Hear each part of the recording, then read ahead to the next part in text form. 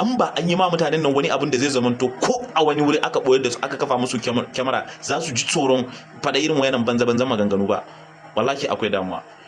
Wato arewa we are cooked, wallahi an gama da mu. 'Yan siyasa su zo su mai da mu abin wasa, kashe-kashen da ake yi mana a mai da shi abin wasa, then still celebrities ɗinmu da influencers ɗinmu su ma idan aka ba su kuɗi su sake mai da mu abin wasa. Wallahi an ba mun tashi mun tsaya ba, abin nan ba za mu gano kan shi ba. Wannan protest na ake maganan protest wannan ba abin da protest zai yi muku a Najeriya, ba ma amfanin protest ba dinga ya muku.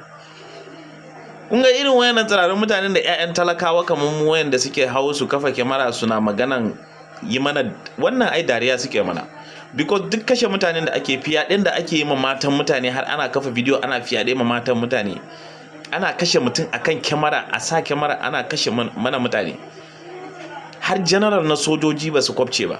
Sannan sai mutum ya tashi ya ce maka wai ba rashin tsaro a ƙasar nan. Wayannan kasashen da suna irgawa ana fada din, wane kasa ne aka taba kashe generals a cikin wata 3 zuwa 4 aka kashe generals da yawa?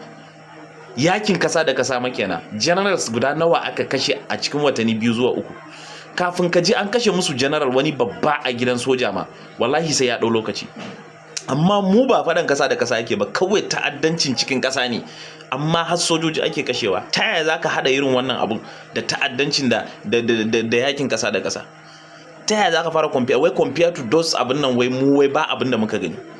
Duk wani fadan da ya kai har babban soja wanda ake mai matsayin general za a kashe, to wallahi da shi da fadan kasa da kasa duk daya ne, because that's the worst inda fada zai je. Shi ne manyan sojojin da matsayin general da su colonels ana kashewa, amma a kasan nan gaba daya ana kashewa anyhow.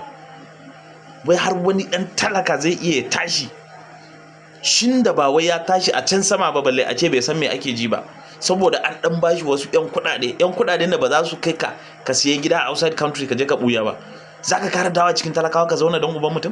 Ka isa? An ba an yi ma mutanen nan wani abin da zai zamanto ko a wani wuri aka boye da su aka kafa musu kyamara za su ji tsoron fada irin wayannan banza maganganu ba, wallahi akwai damuwa. Mu ba mu ce kar ku tallata gwamnatin ku ba, amma abinda akwai sai ku ce mana babu.